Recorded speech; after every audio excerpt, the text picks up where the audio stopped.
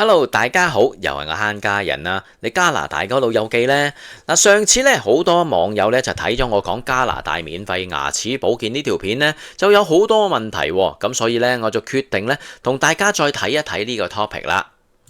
今次呢，我就會同大家呢睇下呢個 website 有啲咩睇啦，有啲咩可以知道啦，特別係講下啲價錢係點樣啦，佢包啲乜嘢啦，仲有點樣去揾到你屋企附近嘅牙齒牙醫啦，係參與咗呢個 program 嘅。有興趣嘅時候，慢慢睇下啦。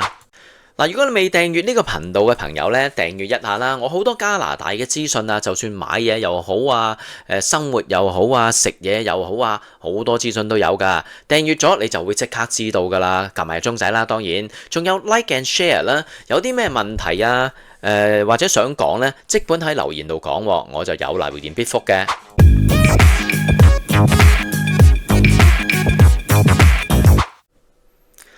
嗱，不妨教大家點樣去 search 呢啲 information 先啦。首先我哋喺 Google 度呢，只要打 CDCP， 咁就可以見到啦。CDCP 呢個 website 啦，就係加拿大網址。你見到 Canada.ca 呢，唔會留嘢嚟嘅，所以你可以撳入去睇啦。好啦，咁樣你就會見到成個 information 喺呢度噶咯噃。佢有邊個 section 呢？有一個 Do you qualify 就係問下你究竟 qual 唔 qualify 啦。How to apply 啦。另外就係 Where can you visit an oral service provider 啦，即係話你點樣你去邊度咧可以揾到有啲咩嘅service provider 可以幫到你嘅噃。仲有 What service are covered， 即係有啲咩嘢服務係包括咗在內啦。仲有點樣呢個就唔關我哋事啦。嗰啲 oral 嘅 health provider 點樣去 join 佢哋，又唔關我哋事啦。咁呢度亦都有 contact information 嘅，有咩興趣，有啲咩資料，有咩需要問呢？你可以撳呢度呢去問得清楚嘅。嗱，如果網友呢，你就話喂，呢個咁嘅 website 全部都係雞腸嚟嘅，我真係未必睇得明喎，因為呢，佢好多 technical 嘅 term 噶嘛，有好多牙齒嘅牙科保健嘅名嘅喎，究竟邊個打邊個我唔識嘅喎，點算呢？而家慳家人呢，就教你一個簡單嘅方法啦。嗱，你只要喺呢度呢，開一個 web page 啦，我哋可以去 Google 嘅，跟住你又話俾佢知啦 ，Google Translate English to Chinese website。我要成個 website 咁嚟 translate 啊，咁佢呢就會跳咗一堆嘅 website 俾你啊，你又揀一個叫 Google Translate 啦，呢度呢，你就可以揀呢個 option 呢，就做 website 嘅 translate 嘅喎，你只要攞呢一個嘅網址 copy 俾佢，喺呢度 paste 落去嘅時候呢，咁佢就會將成個網址同你翻譯一次噶啦。當然咧，翻譯咩文你可以話俾佢知嘅。你見到咧，佢就 detect 到呢個英文嚟噶嘛。咁你喺呢度揀咧，你就可以揀 Chinese 嘅呢個 traditional 或者 simplify， 你自己決定啦。咁啊，佢好簡單咁將成個 website 咧就 translate 咗俾你噶咯。當然啦，有啲字咧就睇上嚟好奇怪嘅，因為咧佢始終都係 AI 啫嘛，佢亦都唔係真係一個人嚟嘅，所以有啲字咧可能會有少少偏差，但係大概咧佢都有90%幾準噶啦。有興趣咧，真係可以用呢個方法 translate 一下噶，唔係淨係呢個 website 噶，你可以 translate 其他 website 嘅嘢噶，咁你就可以免費咁樣變成個中文啦。嗱，如果我哋上呢個加拿大嘅政府網址咧，關於呢個 CDCP 咧，你就可以睇到呢一個 website 啦。左手面呢一個啊，咁右手面呢一個係乜嘢呢？因為咧佢好多英文嘅 terms 啦，亦都有好多英文喺度啦，所以我就用 Google Translate 咧，將佢 translate 咗變成一個中文嘅。咁同大家講嘅時候咧，大家都大概知道係乜嘢啦。雖然咧佢呢個 Google Translate 咧可能有90%幾啲詞咧就相似嘅，就有少少偏差啦。咁但係如果我哋就咁睇咧，我哋就可以分辨出究竟係講乜嘢嘅。嗱，正如呢度網址已經講啦，一開始嘅生效日期咧就係2024年嘅5月嘅，即係就快到噶咯。喺呢日開始咧，你就係可以去符合資格嘅 CDCP 嘅客戶，即係嗰啲醫生度啦。你又唔再需要預先付款咁俾錢嘅，即係話咧所有數咧都可以預先由佢過咗噶咯。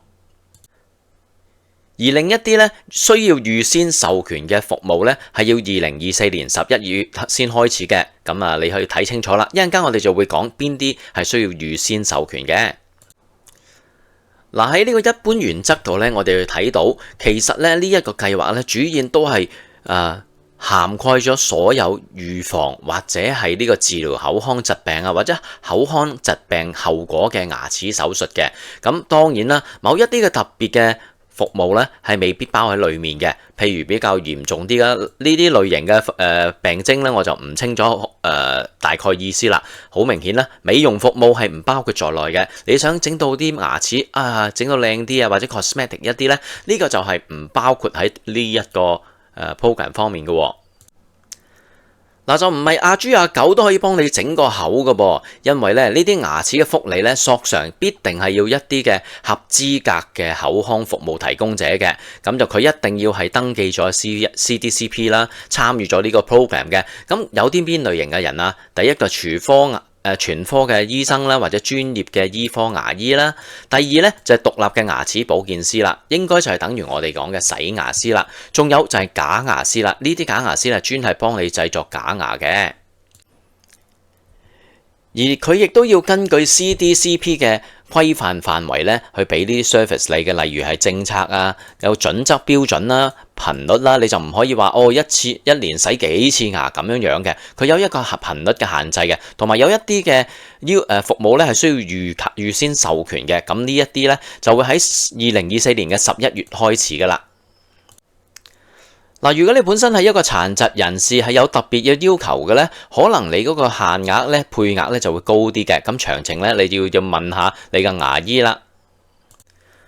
嗱，如果你對於有啲咩包、有啲咩唔包，可以作出一啲嘅申訴嘅，咁呢啲申訴咧就係要你自己提出呢個嘅申訴要求嘅。咁通常呢啲嘢咧，我哋做呢個牙齒保健之前咧，我相信你應該同你嘅牙醫傾清楚，然之後先去做，費事咧俾咗錢之後先發覺唔 cover 啊嘛。另外一點要注意咧，就係呢個受益嗰個期限啊 benefit period 啦。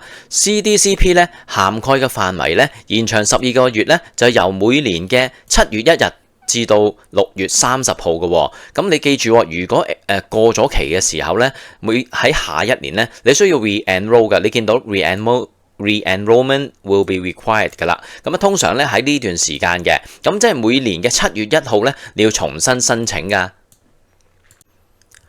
好啦，我哋不如嚟睇下 CDCP 有啲咩牙科手術係包括咗嘅。第一樣咧就係診斷嘅服務咯。診斷服務咧就包括呢個 examination 啊，應該叫做檢查牙齒啦。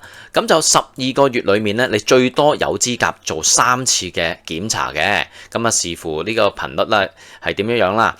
咁就呢啲檢查咧可以包括乜嘢咧？就係一個完整嘅口腔檢查服務啦，一個新病人嘅有限檢查服務啦，譬如你開始作為一個新病人嘅，去一個新嘅牙科診所嘅，佢嚟同你 submit 咧，就可以當呢個新嘅病人嘅檢查啦。另外有啲叫唔係回憶檢查，係叫 recall。譬如好似發現你啲牙齒有啲問題，想再嚟做檢查咧，呢個亦都係包括在內嘅。當然有啲專案嘅 specific 嘅 examination 咧，佢都係包括在內嘅。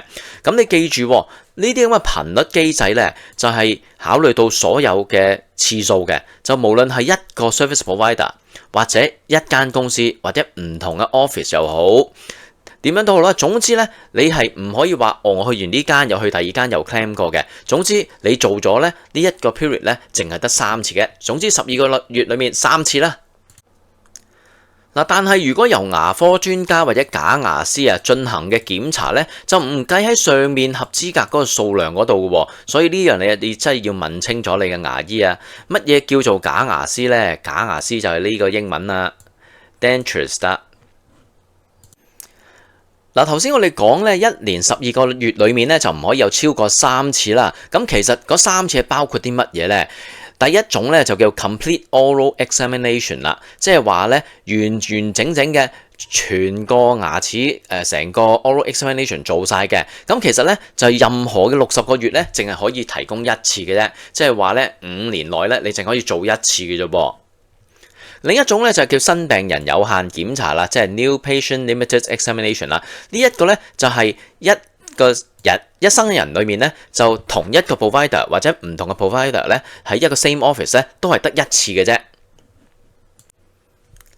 嗱，有一種咧就叫做 new patient limited examination 咯，新病人嘅有限檢查啦，即係唔係完全嘅 full examination，而係局部嘅啫，簡單嘅檢查嘅啫。咁佢嘅數量咧就係 one per lifetime， 一生人一次，唔好咁驚住，係同一個 provider 你先係一生人一次嘅啫。譬如你去牙醫診所 A 咧，無論佢喺 A office， 佢喺第一個 office 又好，第二個 office 都好咧，喺佢嗰度咧，你淨係可以有一次嘅一生人只得一次嘅新病人有限 examination 嘅。但係咧，如果你去另一個牙醫咧，譬如牙醫診所 B 咁先算啦，咁你就可以12個月之後咧，你就可以再去一次嘅。咁嗰度咧就當你一個新嘅病人嚟計嘅。咁就亦都係咁講啦。你去咗 B 呢間診所用咗第一次之後咧，你就唔可以再有第二次使用呢個 New Patient Limited Examination 喺牙醫診所 B 噶啦。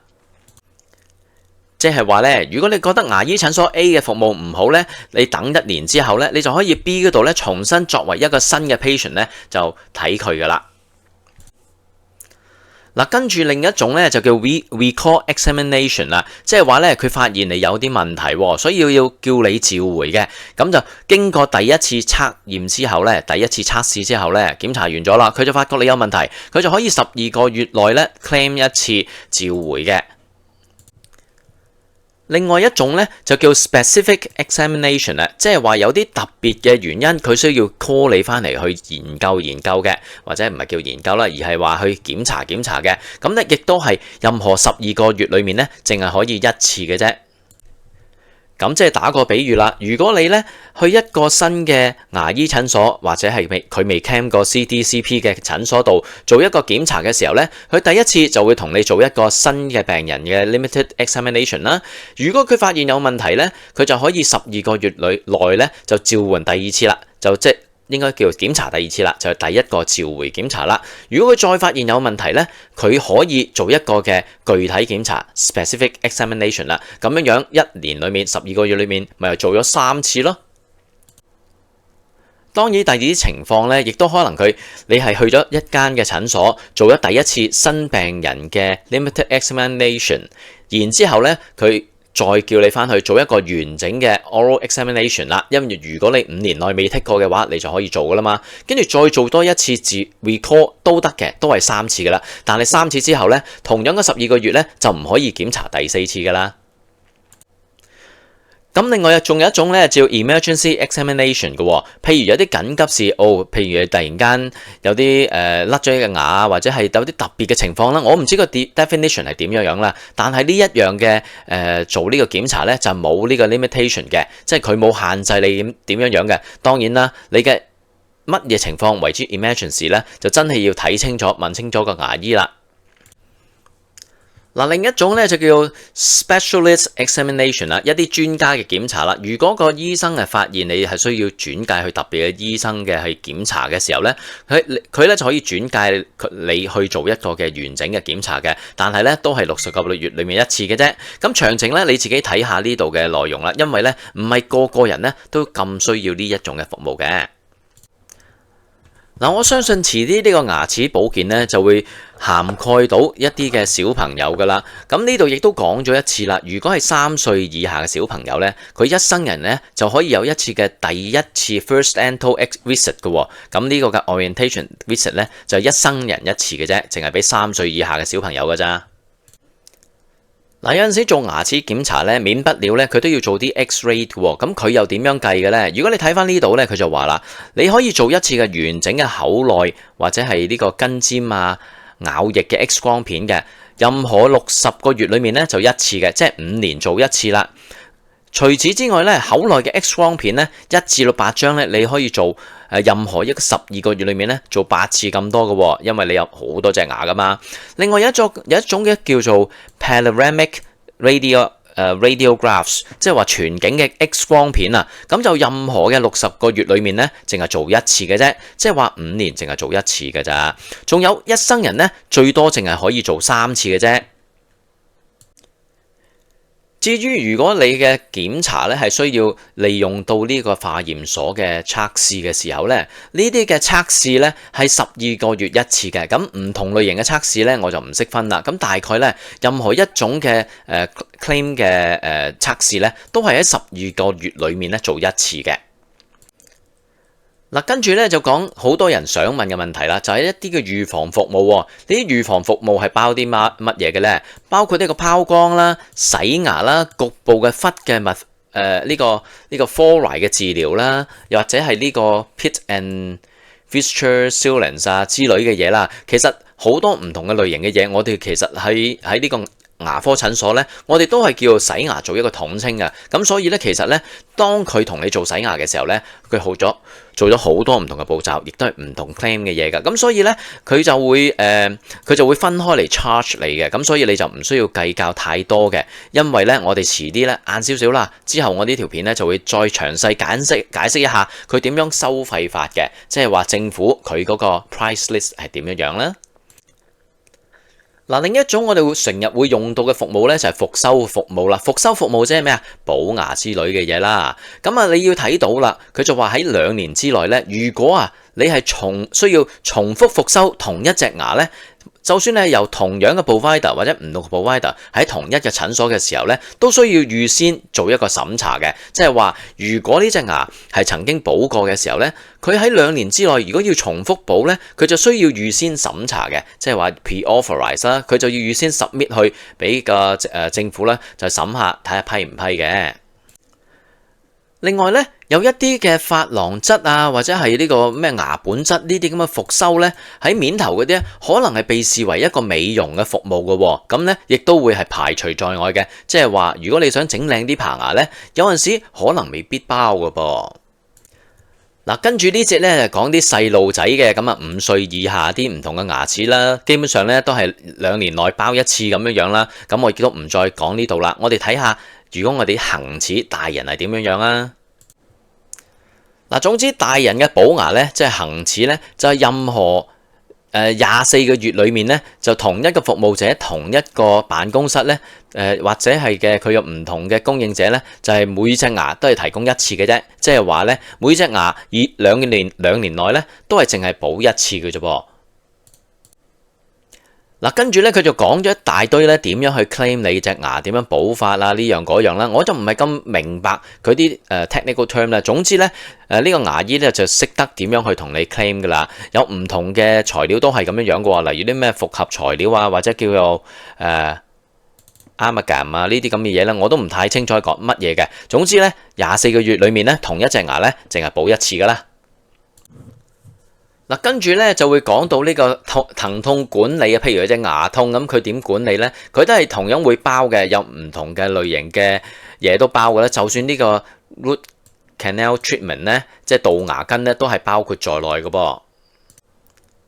嗱，跟住下低嗰啲咧就太過 technical 啦，我就費事全部慢慢講啦。我哋不如而家睇下下一個部分啦。下一個部分就係講牙冠啦 crown 啦，你啊自己睇下有啲咩啱你使啦。嗱，不如我哋跳下呢個預防嘅牙周服務啊，即係話咧有啲咩服務喺下低咧，下低會見到噶啦。佢咧其實就話俾我哋知咧，呢啲嘅呢啲咁服務，以下呢啲咁嘅服務咧，係每年有個限額嘅，只要係唔喺個限額以外嘅咧，都係可以無需授權嘅，即係話都係包咗噶啦。如果你超過嗰個限額咧，先需要去呢個預先嘅授權嘅。例如有啲咩服務啊？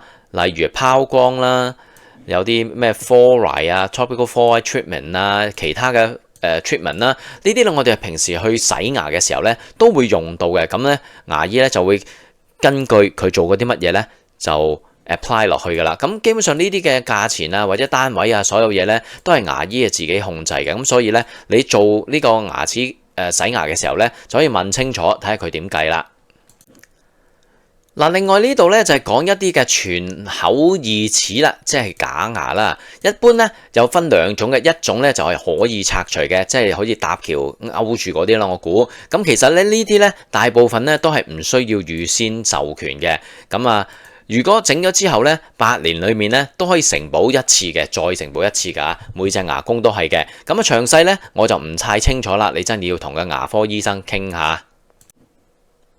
嗱，對於一啲唔可以拆除假牙咧，可能叫雙牙之類嘅嘢咧，你見到咧大部分佢嘅standard 咧都寫住噶啦，政府咧係會支付最高50% 嗰個 CDCP 嘅專業費用嘅，然之後咧就會俾100% 嗰個假牙製造相關合理嘅呢個實驗室費用嘅。咁啊當然啦，係詳情嘅話咧，真係要問清咗牙醫啦。呢啲咁 technical 嘢，我真係解釋唔到啦。但係你睇落去咧，下低咧都有解釋嘅。咁啊，基本上全口嘅假牙咧，佢包嘅時間咧就係96個月啦，應該係就等於8年啦，就一次嘅。咁啊，基本上其他咧都寫晒喺度噶啦。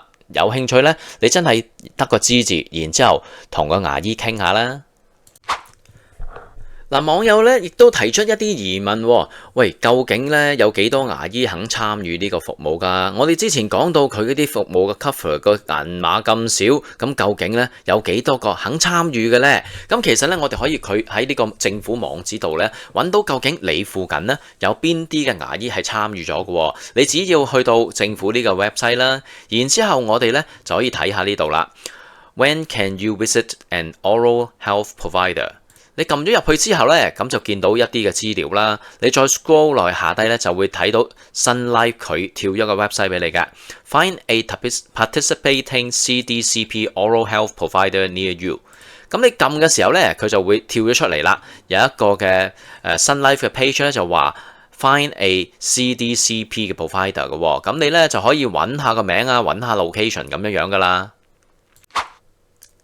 嗱，好啦，我哋簡單做個例子啊。譬如我係想揾一個牙醫嘅，我撳咗呢度咧就會俾我睇唔同類型嘅牙科嘅保健醫生喎。我咧就想揾 dental 啊嘛，所以我 click 落 dental 嗰度啦。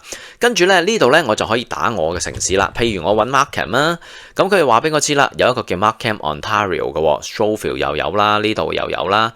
撳一下 Markham Ontario，撳 search 咧，我就可以揾到佢就會幫我哋列出成個地區裏面有啲咩醫生係參與咗嘅咯。你當呢個咁加好嘅時候咧，就會 zoom 近啲啦。譬如我想揾呢度啦，我哋就揾呢度附近 Downtown Markham 咧有啲咩啦嚇？呢度望到啦，一路 zoom 落去你就見到啦。如果你想睇到，咦呢個地址啱嘅喎，click 入去睇下啦。呢個咧就係叫 A Dunsany， 咦唔係唐人嚟喎，會唔會有啲唐人嘅？試下揾下先。呢邊咧揾到2個唐人啦 ，Paul Out 同埋呢個 Mary Chang 啦。咁呢度嘅地址喺邊度咧？咁我就可以 click 入去睇下啦。佢就會話俾我知佢真實嘅地址係邊個啦。咁即係話咧，如果你需要揾呢個牙醫咧，你可以用呢個方法去揾到邊個牙醫咧係參與咗 CDCP program， 然之後咧就用呢個 call number call 佢。睇下佢仲收唔收新症啦，同埋點樣可以預約一個 booking 啦。詳情咧，你可以打電話問佢嘅。咁你中意咧，可以 back 翻去轉頭，慢慢再揾過嘅。去到呢度嘅時候咧，你可以 zoom 遠少少啦，睇啦。譬如我喺呢度，我想 search 呢個 area 嘅呢度嘅，咁可以撳 search this area， 咁佢就會再睇過啦。通常呢個就係疏疏地嘅，咁所以你都係用呢個方法啦，慢慢去抄下究竟你嘅附近有邊一個牙醫係參與咗啦。如果你見到係唐人名嘅，咁即係話佢應該識講廣東話或者係國語啦，起碼一樣近啲啊嘛。嗱，有網友問啦，其實呢一個嘅 program 咧係咪包晒全加拿大人定係淨係安省㗎？咁你見到啦，呢個 website 咧就係加拿大政府嘅，即係話咧呢一個 program 咧屬於 federal 嘅，成個加拿大都 cover 㗎，所以你有份嘅，開心啊！開唔開心唔緊要，你知唔知道點樣揾到你個 province 計幾多錢呢？而家我就教你一個方法，點樣去睇下一啲 insider 嘅資料啦。所謂 insider 即係話嗰啲牙齒保健嗰啲 provider 咧，佢究竟係點樣收費啦？呢個收費咧就係政府釐定嘅，就即係話我之前咧上條片啦講話政府包幾多 percent。幾多錢唔係俾幾多 percent， 幾多錢，然之後佢再根據你嗰個收入嘅多少而決定佢包你幾多 percent 嘅。究竟呢個數喺邊度揾呢？就喺呢度啦。你見到呢個 Canadian Dental Care Program 嘅下低呢，有一個叫做 How Oral Health Provider Participate in the CDCP 嘅。當你 click 咗入去嘅時候呢，你就會見到佢有一個 link 嘅，就叫做 FUS 2024年 CDCP Dental Benefit Group 嘅。咁你撳埋入去咧，就真正睇到喺 Sun Life呢個 website 咧，佢解釋咗唔同嘅 health service provider 咧，佢收嘅唔同價錢啦。你見到咧有一啲叫做 DD 啦，呢個咧就係假牙師喎。Dental hygienist 咧就即係應該係洗牙師或者牙齒護理師啦。General practitioner 咧呢個咧就係牙齒嘅牙醫啦。咁另外下低個咧就係嗰啲做呢個口部嘅手術醫生啦。咁我哋就唔好理呢一個啦，因為呢個複雜咗少少。我哋淨係需要睇呢個 DH 同埋 GPSP 嘅。咁你見到啦，其實佢可以幫你 filter 嘅，你可以 filter by 你嘅 province 啦。你見到啦，全部 province 都喺度嘅，咁所以唔使擔心你冇 cover 嘅。只要你係加拿大嘅公民嘅時候咧，你嘅歲數夠嘅時候咧就有 cover 噶啦。另外 filter by year 啦，咁你見到咧都係23年、24年嘅，23年啊唔使諗啦，24年啊嚟緊我哋呢個 program 真正開始嘛，咁所以我哋今次需要睇嘅咧就係呢一個表啦。你見到就咁望下，佢亦都列低咗唔同省份喺度嘅，即係話你唔 filter 咧就會 show 晒出嚟噶啦。咁啊，不如咁啦，我做一個安省嘅例子啊，因為我哋大部分咧聽眾咧都可能係安省度嘅。咁如果我揀 Ontario 嘅時候咧，你見到啦，佢出咗好多份嘅資料俾你嘅喎。咁啊有 effective 唔同時段啦。咁我哋梗係睇最 latest 嗰份啦，因為我哋知道呢個牙科保健咧係5月1號先開始噶嘛。咁所以你見到咧5月1號咧係有4份嘅 document 嘅，呢4份 document 咧就分別就係 ON 嘅 GPSP 啦、DH 啦、DD 啦、OMFS 啦，即係咩嚟㗎？你睇翻上面啦，咪即係呢唔同類型嘅牙齒嘅服務 provider 嘅收費咯。好啦，我哋不如睇下我哋最關心嘅牙醫先啦。咁你只要撳入去呢度咧。呢個牙醫係 GPSP 啊嘛，咁你見到5月1號Ontario GPSP， 你撳入去咧，佢就 show 俾你睇成份內容噶啦。嗱，放大咗呢份 document 嚟睇咧，其實我唔係專業啦，咁所以我唔可以解答任何全部嘅問題。但係某一啲咧，我哋可以大概估到牙醫佢將會點樣收費，或者佢將會收幾多嘅，或者佢應該叫佢可以問政府攞到幾多嘅。咁佢有兩個 schedule 咧 ，schedule A 咧就係一啲唔需要 pre-authorize 嘅。Do not require pre-authorize 嘅 Schedule B 咧就係需要 pre-authorize 嘅，譬如好似有啲手術啦，佢就要預先 authorize 咗先可以做嘅。咁你睇下啦 ，Schedule A 究竟係乜嘢咧？譬如 diagnostic 啦，一啲檢查嘅服務啦。頭先我哋喺嘅前文亦都講過啦，任何12個月裏面啦，我哋可以做3次 examination 啦，或者 exclude 呢啲嘅 emergency 嘅，有啲咩特別緊急，譬如好似突然間牙痛呢啲咧，就唔包括在內嘅，可以另外計嘅。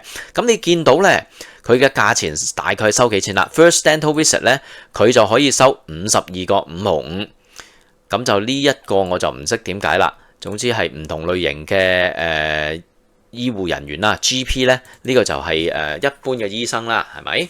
或者呢個牙醫我唔清楚啦。咁啊，總之如果你係第一次做呢個visit 嘅話咧，佢咧就可以收52.55嘅。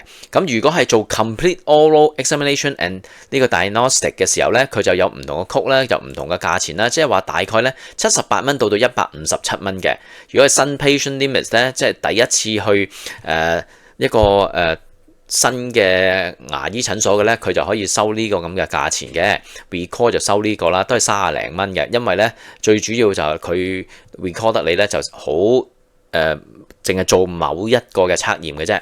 咁啊 specific examination 啦77蚊啦 ，emergency 就收77個3毫9嘅。所以如果你特別有啲牙痛啊剩咧，佢可能都會睇你先喎，因為可能收多啲噶嘛。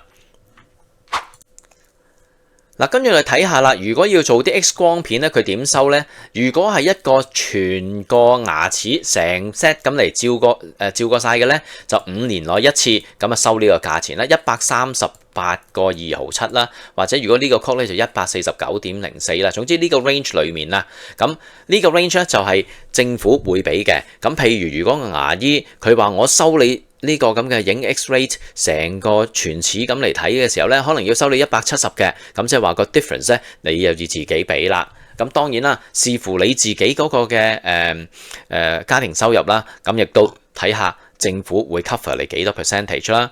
咁好啦，繼續啦。如果你影一隻牙咧，咁佢亦都有唔同嘅曲嘅，因為唔同牙有唔同曲嘅，咁就你見到唔同價錢啦。如果全景觀嗰隻咧，即係成個好似一排咁樣打直咁樣照咧就70幾蚊嘅。Laboratory test 咧亦都列晒喺呢度啦。好啦，到如果你洗牙嘅時候咧，佢亦都分唔同類型喎。第一咧 polishing 啦，打磨啦，就收一個8個7毫5啦。咁呢個叫做洗牙啦，洗牙亦都有唔同嘅曲啦。咁究竟佢點分呢？我就唔清楚啦。大概你就知道佢收啲咁嘅價錢啦。另外同你做一個面頭嗰陣嘅 fluoride 咧，佢都有唔同嘅曲嘅，大概係呢啲價錢啦。Preventive reason 咧，即係可能有啲嘢幫你要收要 cover 住啊，去燒佢啊，即係密封佢咧，就收呢啲價錢嘅。咁啊，呢啲係乜嘢咧？牙醫咧就好識得計噶啦，佢就會睇下你嘅情況，佢點可以收得最多嘅，佢就會識得計啦。我哋都可以信任啲牙醫，佢唔會死錯人嘅。嗱，喺復修方面咧，即係大概呢啲咧，呢一類型咧就即係好似牙痛啊、突然間有牙痛啊、牙周之類嘅病咧，佢就會收呢啲嘅價錢146個2嘅，咁唔同曲啦。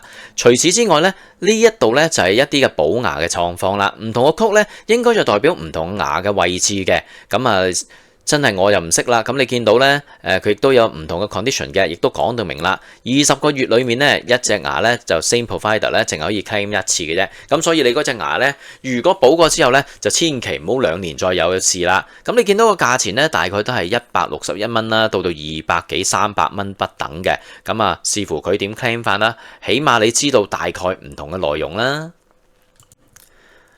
嗱，收費咧，我哋就講到呢度啦，因為咧我又唔係專業，亦都唔可以再好 specific 咁解釋俾你知唔同嘅範疇、唔同嘅內容嘅。咁有興趣咧，你可以長閱，因為你自己先知道你自己牙齒咧有啲咩問題嘅。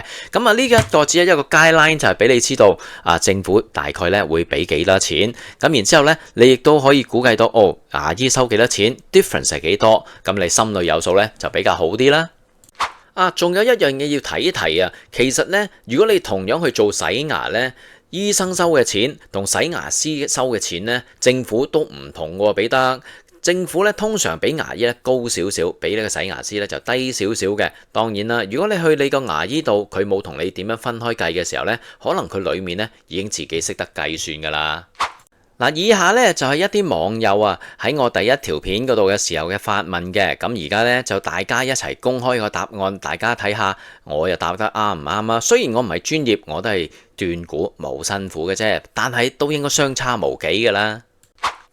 嗱，有網友問到啦，如果咧佢而家已經有政府嘅牙齒保健㗎啦，因為佢85歲以上㗎嘛，有另外一啲嘅牙齒嘅保健嘅，咁佢喺唔喺呢個 program 裡面咧？其實咧呢個 program 咧同你嗰個而家攞開嗰一個咧係完全冇衝突嘅，即係你兩個咧都要互相 cover 嘅。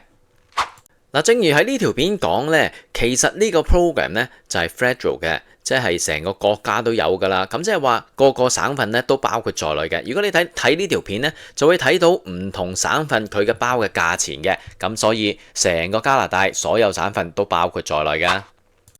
嗱，雖然咧好多醫生都話唔參與，咁實際上佢哋有冇參與呢？你真係可以上去頭先介紹嘅 website 度咧，Sun Life 嗰個咧睇下佢有冇參與到喎。哇，佢口講一套，做就做另一套呢。咁而且你亦都可以尋找另外一啲嘅醫生嘅，只要佢參與咗，你見到佢個姓啊係差唔多中文嘅呢，你可以打電話去問下佢識唔識講廣東話或者係呢個國語噶嘛。嗱，雖然咧每個醫生咧佢收嘅價錢都唔同，就算呢個洗牙師佢收嘅價錢政府批嘅都唔同嘅，咁但係咧你起碼知道政府批佢幾多，會貼幾多，咁你就問下個價錢，問下醫生收你幾多，你咪可以計到個 difference 咯。就算你唔計啊，個牙醫都可以幫你計啊。嗱，咁如果你係合資格呢，但係你仲未收到信嘅呢，點算好呢？好簡單啫，你只要去到佢哋個網址度 contact 佢哋啦，contact 呢個 CTCP 呢，佢哋就會即刻喺電話度同你做呢個登記噶啦。嗱，有網友問呢，其實家庭總收入點計算㗎？如果我啲仔女成年咗，佢嘅計算會唔會係加埋喺裡面㗎？就算佢同我住，咁其實呢，以我所知呢，家庭嘅收入呢應該係淨係計老公同老婆嘅啫。如果你啲仔呢大個超過咗成年嘅時候呢，佢已經係成為一個獨立個體，咁佢呢就唔會計算你嘅家庭總收入裡面㗎啦。嗱，有網友問呢，如果我35歲幾時呢有免費牙科保健啊？我諗你計下計下咧，差唔多你退休嘅時候咧就應該有噶啦。用呢個政府咁嘅計算啊，俾錢嘅速度嚟講，況且啊，佢嘅 coverage 咧就係話你家庭總收入咧係要有7萬幾蚊以下嘅，7萬9蚊以下。如果唔係咧，你都攞得好少啫。咁所以咧，你都唔好指望佢啦。好啦，睇完呢條片呢，就希望大家咧對於呢個 CDCP 咧有深一層嘅認識啦。如果有啲咩問題嘅，不妨喺留言度話俾我知，我試下同你揾答案啦。雖然我唔係專業，但係我好做得嘢嘅。好啦，我係慳家人，下次同你再講過啦。提提你啊，如果你中意條片啊，不妨 like 下啦，仲有 share 俾呢啲朋友啦。好啦，拜拜。